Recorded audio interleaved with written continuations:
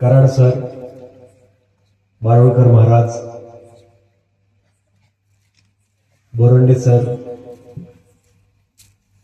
सोन्नर महाराज आणि उपस्थित सगळे ग्रामस्थ, तुम्ही मला एक अभिनेता म्हणून ओळखताय. माझ्या भगिनींनी मला सिरियल मध्ये बघितलं असेल, मुलगी झाली हो, माझ्या नवऱ्याची बायको सिरियल मध्ये बघितलं असेल, बिग बॉस मध्ये कोणी बघितलं असेल. पण मी इथं कोणी कलाकार किंवा सेलिब्रिटी म्हणून आलेलो नाही. मी तुमच्यासारखाच एक शेतकरी घरातला पोरगा आहे, शेतकरी कुटुंबातला पोरगा आहे आणि आपल्या घरातल्या कार्यक्रमाला मी आलो. सगळ्यात पहिल्यांदा तथागत गौतम बुद्ध, जगद्गुरु संत तुकाराम महाराज, छत्रपती शिवाजी महाराज, छत्रपती संभाजी महाराज, महात्मा फुले, सावित्रीबाई फुले, राजर्षी शाहू महाराज आणि डॉक्टर बाबासाहेब आंबेडकर यांचं मी कृतज्ञतापूर्वक स्मरण करतो. खरंच आजचा काळ आपल्या अवतीभोवतीचा असा आहे की असे महोत्सव झाले पाहिजे, खूप गरजेचे. ते ऑक्सिजन सारखे. बरा देवा कुणबी केलो, नाहीतरी दंभे मेलोची असतो, असं म्हणत धर्माच्या नावाखाली वैदिकांनी पसरवलेली अंधश्रद्धा, धर्माच्या नावाखाली वैदिकांनी पसरवलेली अंधश्रद्धा, कर्मकांड, जातीभेद, वर्णभेद, उच्च नीचता सगळं झुगारून देणारे, कष्टकरी शोषित पीडित बहुजनांना रोजच्या जगण्यासाठी मोलाचं असं व्यवहार ज्ञान देणारे, शेतकऱ्याला शेती, राजाला राजनीती आणि सैनिकाला लढाऊ वृत्ती शिकवणारे जगद्गुरु संत तुकाराम महाराज यांचं अनोख्या पद्धतीनं स्मरण केल्या जाणाऱ्या या सोहळ्याचं उद्घाटन करताना माझ्या मनाला अतिशय आनंद होतो. आनंदाच्या कोटी साठवल्या आम्हा पोटी, अशी अवस्था झाली. आजचा भवताल खूप विचित्र आहे. आपल्या आसपास जे घडतंय ते खूप चांगलं घडत नाही. जो वर्चस्ववाद संपवण्यासाठी वारकरी संप्रदायाचा जन्म झाला, त्याच वर्चस्ववादी शक्तींनी वारकरी संप्रदाय हायजॅक करून घेतल्याचं चित्र आपल्याला डोळ्यासमोर दिसतंय, आपल्या डोळ्यांनी बघायला लागतंय. अशा वेळी 25 गावातले शेतकरी एकत्र येतात. तुकाराम बीजेनिमित्त शेतकरी कीर्तन महोत्सव साजरा करतात आणि तुकारामांचा आणि आपल्या सगळ्या संतांचा विवेकनिष्ठ विचार तळागाळापर्यंत पोहोचवतात. ही आजच्या नाचलेल्या भवताला खूप दिलासा देणारी गोष्ट आहे, खूप प्रेरणा देणारी गोष्ट आहे. तुकाराम आणि शेतकरी हे नातं किती गहिरं आहे, किती खोल आहे, किती समृद्ध आहे, हे तुकाराम गाथा वाचलेल्या कोणाला सांगायची गरज नाही. तुकाराम महाराजांचा एक अभंग मला यावेळी आठवतो, त्यातलं एक वचन मला आठवतं, प्रकर्षानं आठवतंय. आज तर खूप आठवतंय मला, कारण त्यांनी तो शेतकऱ्यांना दिलेला इशारा होता. ते म्हणाले की ओणव्या सोकरी, ओणव्या सोकरी म्हणजे सोकरी म्हणजे शेतकरी, ओणव्या सोकरी पीक खादले पाखरी. तुकाराम महाराज म्हणतात, अरे शेतकऱ्या, तू जर तुझ्या पिकाकडे लक्ष द्यायचं सोडून खाली जमिनीकडे बघत बसलास, इकडे तिकडे बघत बसलास, झोपलास, तर ती संधी साधून पाखरं तुझं पीक खाऊन जातील. म्हणून ते पुढे म्हणतात, तैसा खाऊ नको दगा, निदसुरा राहुनी जागा. तसा तू दगा खाऊ नकोस, तू जागा राहा, डोळ्यात तेल घालून तुझ्या पिकाचं रक्षण कर. हे पीक कुठलंय? शेतातलं पीक तर आहेच, पण हे विचारांचं पीक सुद्धा आहे. हे ओळखून या 25 गावातल्या शेतकऱ्यांनी हे वचन मला वाटतंय मना मेंदूत कोरून घेतलंय, अक्षरशः मुरवून घेतलंय स्वतः. आणि आजच्या काळात हा वारकरी संप्रदायाचा विचार चोरून त्याच्यावर डल्ला मारू पाहणाऱ्या आणि तो नासवू पाहणाऱ्या शक्तीवर शेतकऱ्याचा आसूड उगारलेला आहे. शेतकऱ्याचा आसूड म्हणलं की आपल्याला महात्मा फुले आठवतात. महात्मा फुलेंनी शेतकऱ्याच्या आसूडमध्ये स्पष्टपणे म्हटलंय की त्या काळात तुकाराम महाराज हे शेतकऱ्यांमधून निर्माण झालेले संत होते. किती समर्पक आहे. पण ते पुढे असं म्हणतात, पुढे जे म्हणतात ते फार महत्वाचं आहे. ते म्हणतात की शेतकऱ्यांमधून निर्माण झालेले तुकाराम महाराज हे शेतकऱ्यांमधून वर आलेल्या शिवाजी राजांना बोध करतील, उपदेश करतील आणि कृत्रिम धर्माची उचलबांगडी करून शेतकऱ्यांना त्यांच्या पाशातून मुक्त करतील, ही भीती काही कट कारस्थानी लोकांना होती. किती महत्वाची गोष्ट सांगितली त्यांनी. याचा स्पष्ट अर्थ पहिल्यांदा असा होतो की तुकाराम महाराजांच्या आयुष्याचं ध्येयच हे होतं की खोट्या धर्माला मुळासकट उखडून फेकून द्यायचं आणि शेतकऱ्यांना, कष्टकऱ्यांना, शोषित पीडितांना धार्मिक गुलामगिरीतून मुक्त करायचं. म्हणून तर महात्मा फुले पुढे असं म्हणतात की या भीतीपोटी तुकाराम महाराज आणि शिवाजी महाराज यांच्या खूप गाठीभेटी होऊन त्यांच्यात स्नेहभाव निर्माण होऊ नये म्हणून काही कारस्थानी लोकांनी प्रयत्न केले. बघा, म्हणजे हे कारस्थान कधीपासून सुरू आहे हे जर आपण नीट याच्यावर चिंतन केलं तर मग आपल्याला तुकारामांची गाथा बुडवण्याची जी शिक्षा दिली गेली तिथपासून ते त्यांना गरुडावर बसून वैकुंठाला पाठवलं तिथपर्यंत सगळ्या गोष्टींचं आकलन होतं. याच्या मागे नक्की काय होतं? बरं, हे लोक तुकारामांना वैकुंठाला पाठवून गप्प बसले नाहीत. त्यांनी तुकारामांची जी प्रतिमा होती जनमानसातली, बहुजनांमधली, ती प्रतिमाच बदलण्याचा डाव रचला आणि तो काही प्रमाणात यशस्वी झाला. कारण त्यांच्या हातात लेखणी होती त्या काळात आणि बहुजन समाज शिकला सवरलेला नव्हता. धर्माच्या नावाखाली तो अडाणी ठेवला होता. तुकाराम महाराजांची सत्य प्रतिमा काय होती की मस्तवाल कर्मठांना आव्हान देणारा, दंड थोपटून उभा राहिलेला आणि वर्चस्वात ठेचून काढणारा बहुजनांचा डॅशिंग महानायक, हिरो होता बहुजनांचा. पण त्यांनी लेखणीच्या सहाय्याने ही प्रतिमा बदलली, बरोबर उलटी केली. म्हणजे बहुजनांच्या पुढच्या पिढ्यांमध्ये असं पसरलं की तुकाराम म्हणजे दिवाळ्या निघाल्यामुळे विठ्ठल भक्तीकडे वळलेला एक भोळा बाबडा, व्यवहार शून्य संत, जो नंतर गरुडावर बसून वैकुंठाला गेला. अशी धादांत खोटी प्रतिमा त्यांनी निर्माण केली बहुजनांच्या मध्ये. आणि त्यांनी हे आपल्या सगळ्या महामानवांच्या बाबतीत केलंय, सगळ्या महानायकांच्या बाबतीत केलंय. कारण त्यांच्या हातात लेखणी होती. म्हणजे आता मला कोणीतरी चिठ्ठी लिहून पाठवली की तुम्ही तो किस्सा सांगा पत्त्यांचा. मी कायम बऱ्याच भाषणांमध्ये सांगतो की हे लोक आहेत ना, ते चॅलेंजचा डाव खेळतात तुमच्याशी. चॅलेंज मध्ये बघा कसं खऱ्या खोट्या पत्त्यांचं मिश्रण करून, पत्ते जर तुम्ही खेळत असाल तर खऱ्या खोट्या पत्त्यांचं मिश्रण करून ते समोरच्याला खपवायचा डाव असतो तो. म्हणजे 4 दुर्या, त्याच्यात 4 खोटी पानं मिसळायची आणि समोरच्याला 8 खोटे पत्ते ते दुर्या म्हणून खपवायचे त्याला. तशी ही व्यवस्था करते. म्हणजे आपल्या महामानवांच्या बाबतीत 4 खऱ्या गोष्टी सांगायच्या आणि 8 खोट्या गोष्टी त्यात मिसळून आपल्याला त्या खपवायच्या.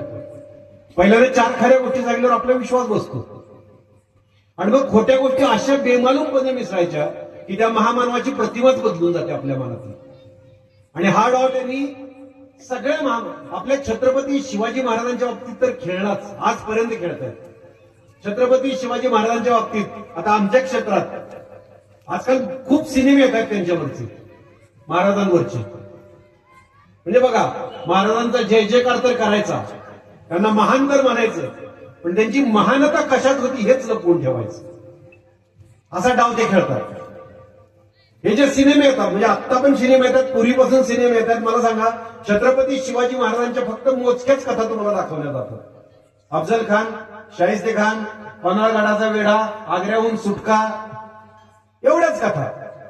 ढाली तलवारी त्यांना गुंतवून ठेवायचं. याच्यातलं सुप्त हेतू काय असतो की असं वाटावं की त्यांचा शत्रू मुसलमान होता, त्यांना मुस्लिम द्वेष्टा दाखवतात. जो मुस्लिम द्वेष शिवाजी महाराजांच्या मनात कणभरही नव्हता. महाराज कुठल्या धर्माचा कुठल्या जातीचा द्वेष करत नव्हते. स्वराज्याचा शत्रू तो त्यांचा शत्रू होता, मग तो कोणी पण असो. म्हणजे त्यांनी अफजल खानावर फाडला, चंद्रराव मोरेला पण कापला आणि कृष्णा कुलकर्णीचा पण मुंडकं उडवलं. जो स्वराज्याचा शत्रू तो त्यांचा शत्रू. त्यांनी जातपात कधी बघितलीच नाही. पण सिनेमातनं असं दाखवलं जातं की मुसलमान द्वेष्टे होते ते आणि त्यांचा हेतू साध्य केला जातो. खरं तर त्या पलीकडे शिवाजी महाराजांचं अथांग चरित्र आहे, समुद्रा एवढं अथांग चरित्र आहे, ते मात्र दुर्लक्षित ठेवलं जातं, ते लपवलं जातं. त्यांची स्वराज्याची संकल्पना काय होती, कष्टकऱ्यांसाठी शेतकऱ्यांसाठी त्यांची काय धोरणं होती, त्यांची काय तळमळ होती शोषित पीडितांसाठी, हेच लपवलं जातं तुमच्यापासून. हे सांगणारा एक पण सिनेमा नाही आला आजपर्यंत. मी आता एक शो उभा केलाय, स्टेज शो उभा केलाय. सिनेमा काढण्याची माझी ऐपत नाही का, माझ्याकडे तेवढे पैसे नाहीत. मी नाटक उभं करू शकतो, ते पण मला कर्ज काढून उभं करायला लागलं. काही निर्मात्यांनी, अभयसिंग जगताप सारख्या निर्मात्यांनी मला साथ दिली, मी काही पैसे कुठून तरी गोळा केले आणि तो कारण मला खरे छत्रपती शिवाजी महाराज लोकांपर्यंत पोहोचवायचे. त्या शो विषयी मी नंतर सांगेन, तो महत्वाचा विषय नाही. मला असं म्हणायचं की खरे महाराज आपल्यापर्यंत जसे येऊ दिले नाही, तसेच खरे संत तुकाराम महाराज सुद्धा आपल्यापर्यंत येऊ दिले नाही. संत तुकाराम महाराजांची खोटी प्रतिमा आमच्या मनात, आमच्या पिढीच्या मनात निर्माण करणारा आणि त्याच्या आधीच्या पण पिढीच्या मनात निर्माण करणारा एक पिक्चर होता त्यावेळी. त्यावेळेचा पहिला प्रोपगंडा सिनेमा प्रभातचा संत तुकाराम. त्या सिनेमानं धादांत खोटी प्रतिमा जनमानसात रुजवली. सांस्कृतिक क्षेत्र किती महत्वाचं आहे बघा, ज्याच्याकडे आपलं दुर्लक्ष आहे. त्या लोकांचं मात्र लक्ष असते, ज्यांना खोटं पसरवायचंय, त्यांना कळतं की सिनेमा नाटकाचं काय महत्व आहे ते. संत तुकाराम नावाचा सिनेमा आला आणि पुन्हा ती तुकारामांची प्रतिमा इतकी मलिन झाली की जणू काय ते भोळे बाबडे होते, संसाराकडे दुर्लक्ष झालं होतं, बायका पोरांकडे बघत नव्हते, अशी काहीतरी प्रतिमा निर्माण केली त्यांनी. धंद्यात दिवाळं निघालं होतं, धंद्याकडे लक्ष नव्हतं, असं नव्हतं. पण त्यांनी ते निर्माण केलं, त्या सिनेमातून ते दाखवलं आणि लोकांचा विश्वास बसायला लागला. म्हणजे आज पण कित्येक बहुजन घरामध्ये गरुडावर बसून महाराज वैकुंठाला निघालेत असं एक चित्र आहे बघा, फोटो असतो जो पुजला जातो देवाऱ्यात, तो त्या सिनेमातला फोटो आहे विष्णुबंध पागनीसांचा. धादांत खोटं चित्र आहे ते, पण त्या सिनेमानं ती प्रतिमा रुजवली, बहुजनांच्या मनाबिंदूत रुजवली. त्या सिनेमानं ते काम केलं. तुम्ही जर बघितलं, असे सिनेमे काढणारे जर दिग्दर्शक बघितले, सगळे त्या विचारांचे असतात, सगळे वर्चस्वादी विचारांचे असतात. त्यातले नट, दिग्दर्शक, त्याला फंडिंग करणारी माणसं. त्या सिनेमात एक सीन आहे, तुकाराम महाराजांना एका शेताची राखण करायला सांगतो, एक जण नोकरी मिळते, एका शेतकऱ्याच्या शेताची राखण करत बसतात मचानावर. त्या सीन आहे तिथे. आणि ते राखण करायचं सोडून त्या सिनेमातले तुकाराम महाराज भजन म्हणत बसतात, टाळ वाजवत, चिपड्या वाजवत. आणि भजनात इतके गुंग होतात विठ्ठल भजनात की गुरं येतात, ते पीक नासधूस करून पिकं खाऊन जातात. सगळ्या पिकाची नासाडी होती. दाण्यांनी भरलेली कणसं असतात मोठमोठी, सगळं नासधूस होती, सगळी गुरं खाऊन जातात. तुकारामांना भजनाच्या नादात कळतच नाही, असं त्या सिनेमात दाखवलंय की पिकाची नासधूस झाली. नंतर तो शेताचा मालक येतो, तो ओरडतो तुकाराम महाराजांच्यावर, तुझं लक्ष कुठं होतं म्हणतो.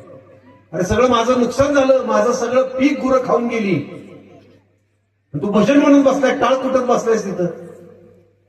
महाराजांना असं वाटतं की आता काय करू मी, माझ्यातनं तर चूक झाली, असं सिनेमात दाखवलंय. आणि मग अक्षरशः महाराजांना घरदार विकायची वेळ येते, ती नुकसान भरपाई देण्याच्या नादात. आणि मग स्वर्गातून विठ्ठल प्रसन्न होतो आणि स्वर्गातून विठ्ठल अशी ओंजळ करून ते धान्य त्या शेतकऱ्याच्या खळ्यात ओततो आणि ते खळं शेतकऱ्याचं तुडुंब भरून जातं. शेतकऱ्याला अपेक्षेच्या दुप्पट धान्य मिळतं आणि तुकाराम महाराज वाचतात. असा तो सीन आहे. आम्ही टाळ्या वाजवायचो लहानपणी, अरे वा वा वा वा, विठ्ठलांनी त्यांना मदत केली. पण तो खोटा सीन होता. अहो तुकाराम महाराज इतके हतबल होते का? हे बघा, त्यातलं खरं काय असेल तर त्या शेतकऱ्याला दुप्पट धान्य मिळालं अपेक्षेपेक्षा. ते कशामुळे मिळालं असेल? तुकाराम महाराजांच्या शेतीविषयक कौशल्यामुळे. त्यांनी एक गोष्ट लपवली, एक गोष्ट सांगितली खरी, एक गोष्ट लपवली. अहो जो माणूस सांगतो की असाध्य ते साध्य करिता सायास कारण अभ्यास तुकामुळे, अभ्यासाचं मोल सांगणारा माणूस असा आकाशात होणाऱ्या चमत्काराचा मोहताज असेल का? हा, कुणीतरी चमत्कार करावा अशी ती वाट बघत असेल. पण तुकाराम महाराजांचाच एक अभंग आहे, मागाशी पण मी तुम्हाला सांगितलं, ओणव्या सोकरी. तसा दुसरा एक अभंग आहे की पीक जेव्हा भरभरून पीक आलेलं असतं, सुगीला आलेलं असतं, शेत आले सुगी सांभाळावे चारी कोण, पिका आले परी केले पाहिजे जतन, हे सांगणारे तुकाराम महाराज होते. शेत सुगीला आलंय, आता शेतकऱ्या तुला चारी कोणांनी ते सांभाळायचंय. पीक आलंय पण ते जतन केलं पाहिजे, ही तुझी जबाबदारी आहे. म्हणून ते म्हणतात सोकरी सोकरी. सोकरी म्हणजे शेतकरी. सोकरी सोकरी दोन वेळा म्हटलं म्हणजे अरे शेतकऱ्या, अरे शेतकऱ्या, हे त्यांनी निक्षून सांगितलंय. सोकरी सोकरी विसावा तोवरी, खाऊ नको उभा आहे तो. हे पीक जोपर्यंत तुझ्या शेतात उभं आहे तोपर्यंत तू विसावा घेऊ नकोस, तू विश्रांती घेऊ नकोस, हे सांगणारे तुकाराम महाराज होते. गोफणेसी गुंडा घाली पागोऱ्यांच्या थाटे, पळती हाहाकारी पाकरांचे थाटे. पेटवून आगटी राहे जागा पालटुनी, पडिल्या मान बळ बुद्धी व्हावी दोन्ही. ते सांगतात की रात्रीच्या वेळी चारी बाजूने आगटी पेटवत राहा, म्हणजे जनावर येऊन पीक खाणार नाहीत. पडिल्या मान बळ बुद्धी व्हावी दोन्ही. शेतकऱ्यानं शेती करताना बळाचाही वापर करावा आणि बुद्धीचाही वापर करावा, असं सांगणारे तुकाराम महाराज. सिनेमात असं दाखवले की भजन म्हणून बसलेत आणि पीक खाऊन गेले. अभंग बघा ना त्यांचे. ते उत्तम कृषी तज्ञ होते. जमिनीला वापसा आल्यापासून त्याची मशागत कशी करावी, बी कसं पेरावं, हे याच्या पण त्यांचे अभंग आहेत. पिकाला अंकुर फुटल्यापासून पीक पूर्ण वाढ होईपर्यंत त्याची काळजी कशी घ्यावी याचे शेकडो अभंग आहेत. शेकडो अभंग आहेत. असं सांगणारा माणूस शेतीकडे एवढा दुर्लक्ष करेल का? आपण आता आपल्या बुद्धीनं समजून घेतलं पाहिजे की तुकाराम महाराज काय होते. आपल्या अत्यंत विवेकनिष्ठ निधड्या छातीच्या आपल्या हिरोची अक्षरशः चारित्र्य हनन केले होत्या लोकांनी, भोळा बाबडा दाखवून. भोळे बाबडे नव्हते ते, अतिशय बुद्धिमान असे संत होते आपले, ज्यांना बहुजनांना जाग करायचं होतं, व्यवहार ज्ञान शिकवायचं होतं, शेती कशी करावी. ते बरं, ते फक्त कृषी तज्ञ नव्हते, ते अर्थतज्ञ पण होते. पैशाचा वापर आपण कसा करावा, जोडून या धन उत्तम व्यवहारे, उदास विचारे वेच करी, असं सांगणारे अर्थतज्ञ होते. ते उत्तम राजनीतिज्ञ होते. राजांना त्यांनी कितीतरी उपदेश करणारे अभंग लिहिलेत. आर्तभूतांप्रती उत्तम योजाव्या त्या शक्ती. राजांना आर्तभूतांप्रती, आर्तभूत म्हणजे जे गरजवंत आहेत, दीनदुबळे आहेत, शोषित पिढी आहेत, त्यांच्यासाठी उत्तमातल्या उत्तम शक्ती योजाव्यात, असं सांगणारे तुकाराम महाराज होते. दाकुट्याच्या मुखी घास घाली माता, वरी करी सत्ता शहानिया. आई कशी असते, आपल्या इथे खूप भगिनी बसल्यात, आपली आई कशी असते असं तुकाराम महाराज म्हणतात. राजानं त्या आईसारखं असावं, जी आई आपल्या धाकट्या बाळाला एक एक घास मायेनं भरवते. पण त्याच वेळी थोरलं पोरग जे स्वतःच्या पायावर उभं आहे त्याला मात्र धाकात ठेवते. राजानं असं असावं असं तुकाराम महाराजांनी सांगितलं. धाकटी बाळ म्हणजे जी गोरगरीब जनता आहे तिला लहान बाळासारखं जपावं, आणि थोरल्या पोरानं धाकात ठेवावं म्हणजे जे श्रीमंत आहेत, उद्योगपती आहेत, जे धनानं मजबूत आहेत, जे स्वतःची काळजी स्वतः घेऊ शकतात, त्यांना राजानं धाकात ठेवावं. हा उपदेश केलाय तुकाराम महाराजांनी. उत्तम राजनीतिज्ञ होते, उत्तम मानसोपचार तज्ञ होते. मन ओळी मना बुद्धी बुद्धी क्षण क्षणा, मीच मज राखण झालो जेने तेथेची धरिलो. आपल्या मनावर आपण कसा कंट्रोल ठेवावा, आपल्या बुद्धीवर आपण कसा कंट्रोल, कसा लगाम घालावा, असं सांगणारे त्यांचे अभंग आहेत. उत्तम मानसोपचार तज्ञ होते त्यांचे असंख्य. म्हणजे आता आपल्याकडे बघा एक पद्धत आहे की आपल्याला सांगतात की कर्मकांड सांगतात की अमुक नदीत स्नान करा तुमची पापं धुतली जातील. मग आपण सगळं वेड्यासारखं जातो, स्नान करतो, चेंगरून चेंगराचेंगरी होती, माणसं मरतात. तुकाराम महाराज म्हणतात जाऊन या तीर्थात तुवा काय केले, चर्म प्राक्षळले वरी वरी. तिथं जाऊन तू काय केलंस नदीत डुंबून, चर्म प्राक्षळले वरी वरी, कातडं धुतलंस फक्त वरचं, अंतरीचे शुद्ध कासयाने झाले, भूषणत्वा केले तयापरी. तुझ्या आत जे तुझ्या द्वेष मत्सर हे सगळे अवगुण भरलेत, ते कसे शुद्ध होणार, ते नदीत डुंबून नाही शुद्ध होणार. कशाला एवढं भूषण करतोस, कशाला एवढी मस्ती करतोस की मी जाऊन स्नान करून आलो तिथे तीर्थक्षेत्री जाऊन, असंच सांगणारे तुकाराम महाराज. अंधश्रद्धा दूर करण्यासाठी त्यांनी प्रयत्न केलेले आहेत समाजातले. अंधश्रद्धेच्या विरोधात उभे राहिलेले तुकाराम महाराज होते. स्वातंत्र्य, समता, बंधुता आपण म्हणतो, बुद्धीचं स्वातंत्र्य. आज आपल्या अवतीभोवती आपण बघतोय आपल्यावर मारा केला जातो व्हॉट्सअपच्या माध्यमातून. आपला मेंदू ताब्यात घेतला जातो. व्हॉट्सअप असू द्या, न्यूज चॅनल असू द्या, सगळं खोटं सांगितलं जातं तुम्हाला. न्यूज चॅनलमध्ये सुद्धा खोट्या बातम्या तुमच्या मना मेंदूत भरवल्या जातात. खरं जे घडले ते दाखवलं जात नाही. हे आता मराठवाड्यात, विदर्भात काही ठिकाणी अवकाळी पाऊस पडला, गारपीट झाली मागच्या आठवड्यात. शेतकऱ्यांचं प्रचंड नुकसान झालंय. ज्वारी गेली, सोयाबीन गेला, बऱ्याच ठिकाणी बागा गेल्यात द्राक्षांच्या. ह्याची बातमी एका न्यूज चॅनलला, ह्याच्यावर चर्चा होती का? चर्चा कशावर? टिपू सुलतानवर. झालं ते, आता जुनं झालं ते. पण काय आहे, तुमच्या मनात द्वेष भरवायचा आहे जातीवर, धर्मावर. त्यांना तुमच्या प्रश्नांचं काय पडलेलं नाही की तुमच्या शेतकऱ्याची काय हालत खराब झाली, याच्याविषयी त्यांना काही पडलेलं नाही. ते तुमच्या मना मेंदूवर कब्जा करतात. त्यांना माहितीये ज्यांना लोकांना गुलाम बनवायचं असतं ते लोकांच्या मेंदूवर कब्जा करतात, असं डॉक्टर आळ साळुंगे म्हणतात. काय मेंदूवर पहिला कब्जा केला जातो तुमच्या. आता पूर्वी लेखणीच्या माध्यमातून केला जायचा, तुम्हाला देवाधर्माची भीती दाखवून केला जायचा. आजकाल व्हॉट्सअप आणि न्यूज चॅनल मधलं आणि अशा सिनेमांमधलं, प्रोपागंडा सिनेमांमधलं तुमच्या मेंदूवर कब्जा केला जातो. तुमचा मेंदू करप्ट केला जातो, तुमचा मेंदूच नाचवायचा. तुम्हाला स्वतंत्र विचार करू द्यायचा नाही. आपण स्वतंत्रपणे विचार केला पाहिजे. तुकाराम महाराज त्यावेळी सांगायचे की बुद्धी स्वतंत्र ठेवा, तुमची बुद्धी, मेंदू स्वतंत्र ठेवा. ते म्हणायचे साधन तयासी साधे रे स्वाधीन ज्याची बुद्धी. ज्याची बुद्धी स्वाधीन आहे, स्वतःच्या अधीन आहे, त्याला सगळी साधनं प्राप्त होतात. पराधीनता घात रे थोर जाण संबंधी. पराधीनता हा घात आहे आणि तुम्हाला पराधीन बनवलं जातंय. स्वातंत्र्याचं मोल केवढं मोठं सांगितलंय त्यांनी. आणि त्यांनी हे का केलंय तर तुमच्यातली समता त्यांना संपवायची.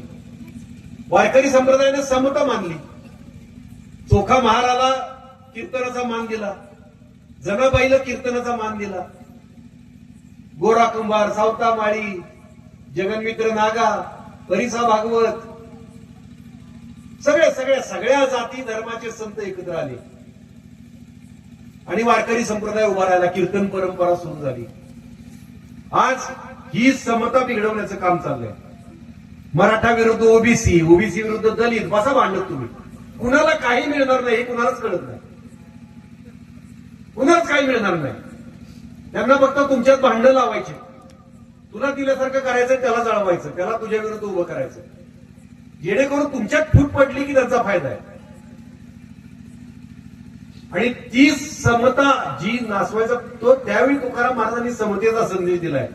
महारासी शिवे कोपे ब्राह्मण तो नव्हे. महाराला शिवल्यानंतर ज्याला राग येतो तो ब्राह्मणच नाही.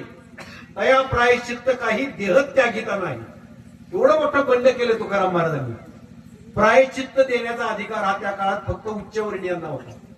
तुकाराम महाराज म्हणतात आम्ही त्याला असं प्रायश्चित्त देऊ की देहत्यागीला सुद्धा त्याचं प्रायश्चित्त होणार नाही. देहत्याग केला तरी प्रायश्चित्त होणार नाही. जो महाराला शिवल्यानंतर चिडतो त्याचं प्रायश्चित्त, असं तुकाराम महाराज सांगून गेले. ते कायम बहुजनांना सांगत आले. आपणा लागी काम वाण्या घरी कुळ, त्याचे अति कुळ काय पिजे. आपल्याला वाण्याच्या घरी जायचंय काय, त्या वाण्याकडे जायचंय, कुळ घ्यायचंय. त्याची जात कुठली, त्याचा कुळ कुठला, आपल्याला काय करायचं. उकिरड्यावरी वाढली तुळशी टाकावी ते कैसी खाया गुणे. उकिऱ्यावर तुळशी वाढली म्हणून त्या तुळशीतले जे औषधी गुण असतात, जे चांगले गुण असतात ते काही मरतात का? नाही, ते असतात तिच्यात.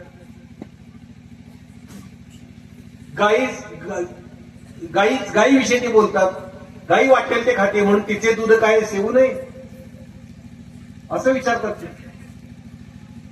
तुका म्हणे काय सालपटासी काज फणसातील बीज काढून घ्या. वरचं सालपट कसं काय असं, आतला फणसाचा घर खावा तुम्ही, वर काटेरी असलं तरी, असं सांगतात ते. जाती भेदाविरुद्ध समतेच्या बाजूने ते बोलतात. आणि आज त्याच्यावर घाला घातला जातोय. कीर्तन परंपरेतनं याच्यावर बोट ठेवलं पाहिजे की कीर्तन परंपरा सुरूच अशासाठी झाली की सगळे जातीभेद विसरून सगळी माणसं समान करायची आपल्याला. म्हणून तर ती ज्ञानेश्वर महाराज, नामदेव महाराजांनी ती वाळवंटात मीटिंग घेतली, जिथं सगळ्या जाती धर्माचे संत बोलवले. हे खूप मोठं बंड होतं त्या काळात. हा जातीभेद मिटवण्यासाठीचा प्रयत्न होता. कीर्तन परंपरा ही खूप मोठी परंपरा आहे, खूप समृद्ध परंपरा आहे आपली, आणि ती नासवण्याचं आज काम होतं. त्याच्यावर डल्ला मारायचा आणि त्यांचे विचार ते कीर्तन परंपरेत घालता जातात. हे कुठेतरी बंद झालं पाहिजे. आज तुम्ही ती सुरुवात केली 25 गावातल्या शेतकऱ्यांनी, ती वाढली पाहिजे. 25ची 50 गावं होतील, 75 होतील, 100 होतील, आणि अख्खा महाराष्ट्र या विचारांनी पुन्हा जागा होईल. आपली संस्कृती आहे ही. आपल्याला काही खोटं सांगायचं नाही, खरं सांगतोय आपण. घाबरायचं कशाला? तुकाराम महाराजांचे विचार आहेत हे, नामदेव महाराजांचे विचार आहेत, ज्ञानेश्वर महाराजांचे विचार आहेत, सावता माळ्याचे विचार आहेत. हेच आज आपल्याला तारणार आहे ह्या परिस्थितीत. एक गोष्ट सांगतो तुम्हाला शेतकऱ्याची. एक शेतकरी शेतात काम करत होता आणि त्याची बायको न्याहारी घेऊन आली त्याच्यासाठी जेवायला. जेवायची वेळ झाली होती, मग त्यानं आपली बैल तिथं बाजूला बांधली, त्यांच्या पुढे कडबा टाकला, सावलीत बसला जेवायला. जेवायला बसला, त्याची बायको तिथं बसली. तेवढ्यात त्याला समोरनं त्याच्या शेतातनं एक साधू तरा तरा तरा तरा चालत आला. बघवी कपनी घातलेली, हातात कमंडलू, दाढी, जटा सगळ्या. तो तरा तरा चालत येत होता, एकदम घामाघूम झाला होता. शेतकऱ्याला कळलं हे साधू कुठं ढेकळात आला इकडं शेतात. शेतकरी त्या साधू आल्यावर शेतकरी म्हणले या जेवायला. आता आपल्याकडे पद्धत आहे ओळखीचं असं नसो, आपल्याकडे बहुजनांच्यात पद्धत आहे या जेवायला. आपल्याला असं नाही तुझ्या चहा घेणार का, असं नाही. आपल्याकडे या जेवायला अशीच पद्धत असते ना. आपल्याकडे विचारत बसत नाही. आपण ऊसतोड चालू असली ऊस खायला देतो आलेल्या माणसाला, गुऱ्हाळात रस प्यायला देतो, आपण गुळ खायला देतो, शेंगा काढायला चालल्या असेल शेंगा देतो आपण आलेल्या पाहुण्याला. आपली ती संस्कृती आहे. ते म्हणलं या जेवायला. साधू म्हणला मला नाही, मला जेवायचं नाही, मी लय टेन्शन मध्ये.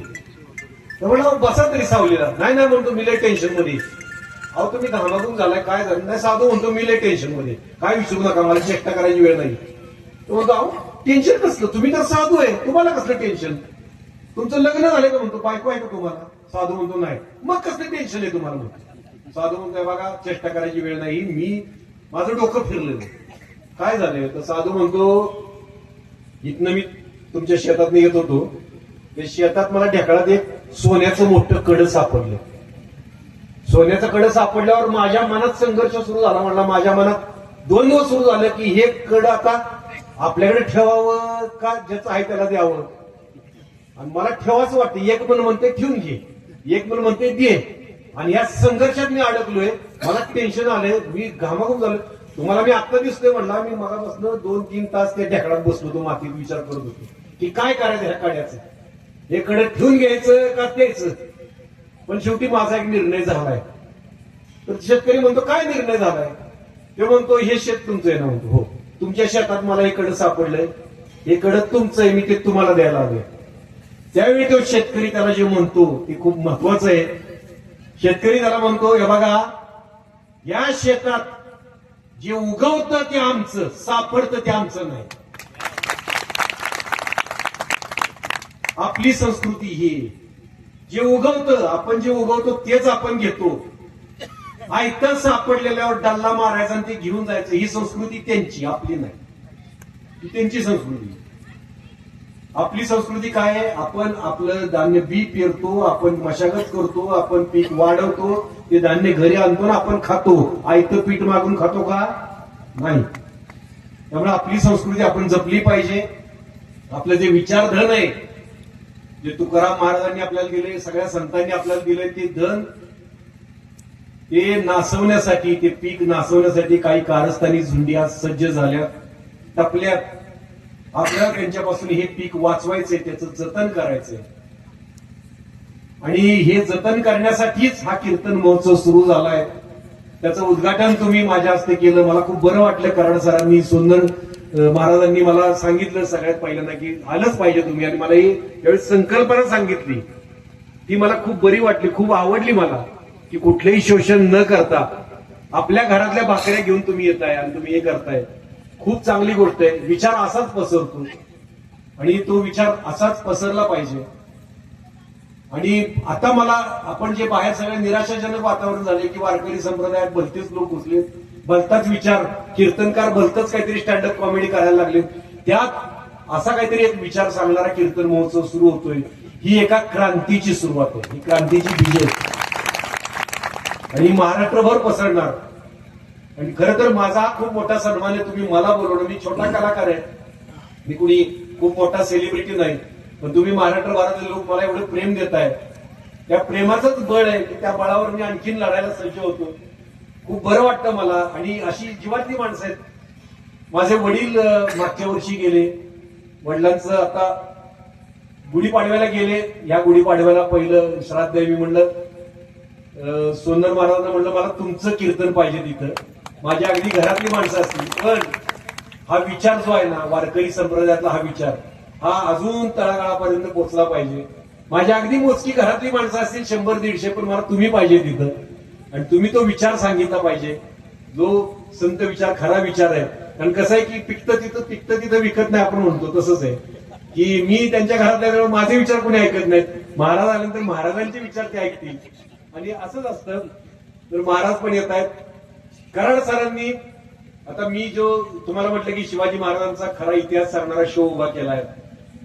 शो मोठा आहे कारण सर्वसामान्य माणसाचं मनोरंजन झालं पाहिजे आणि त्यातून खरे शिवाजी महाराजांचे विचार तळागाळापर्यंत पोहोचले पाहिजे, जे आतापर्यंत कधी रंगभूमीच्या 180 वर्षाच्या इतिहासात जे शिवाजी महाराज दाखवले नव्हते ते महाराज मी दाखवणार आहे. छत्रपती होण्याचा त्यांचा प्रवास, त्यांना राज्याभिषेक का करावासा वाटला, राज्याभिषेक करण्यामागे गोरगरिबांसाठीचा काय उद्देश होता, तो राज्याभिषेकाचा निर्णय जाहीर केल्यावर त्यांना काय काय अडचणी आल्या, त्या का आल्या, त्या अडचणींवर त्यांनी मात कशी केली, राज्याभिषेक कसा करवून घेतला आणि त्या राज्याभिषेकानंतर त्यांनी काय केलं त्याचा फायदा घेऊन, हे सगळं त्यातून मांडलंय, जे खूप आजच्या काळात खूप धाडसाचं आहे.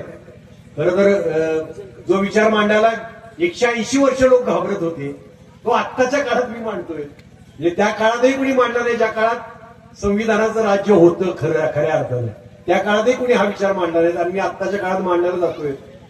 तर त्याला साथ देणं गरजेचं असतं. कराड सरांचा मला पहिला फोन आला, नाशिकला मी 3 प्रयोग घेतोय त्याच्यामध्ये. तर ते असे बळ देणारे आपणच सगळे एकमेकांच्या हातात हात घेतोय आणि ही चळवळ वाढवतोय. असाच हातात हात घट्ट ठेवूया. ही एकीची ताकद जी आहे ती फार मोठी आहे. ती ताकद आज आपण पणाला लावूया. वारकरी संप्रदायाचा विचारच या देशाला तारणार आहे हे मी तुम्हाला सांगतो.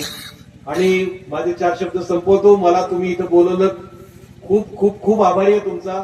आयुष्यभर लक्षात राहील असा हा कीर्तन महोत्सव आहे. आणि मी आज काय बोललो ते कितपत तुम्हाला पटलं नाही पटलं मला माहित नाही, पण मला मनाला समाधान वाटलं. आज माझ्या आजोबांची मला खूप आठवण येते. माझे आजोबा भूमिहीन शेतमजूर होते. त्यांनी शेतात राबून अशाच पद्धतीनं म्हणजे विहिरी खणलेल्या आहेत त्यांनी लोकांच्या, आणि असं करून माझ्या वडिलांना शिकवलं, माझ्या वडिलांना शिक्षण दिलं, म्हणून मी आज इथे उभा राहून बोलू शकतोय. ही त्यांची पुण्य आहे. तुमच्यात कुठेतरी माझे आजोबा, माझे वडील मला बसलेले दिसत आहेत आणि माझं मन सारखं भरून येतंय. तर खूप मला आनंदाचे क्षण तुम्ही दिले, त्याबद्दल मी तुमचा आभार मानतो. जगद्गुरु संत तुकोबारायांना वंदन करतो आणि माझे 4 शब्द संपवतो. जय शिवराय, जय भीम.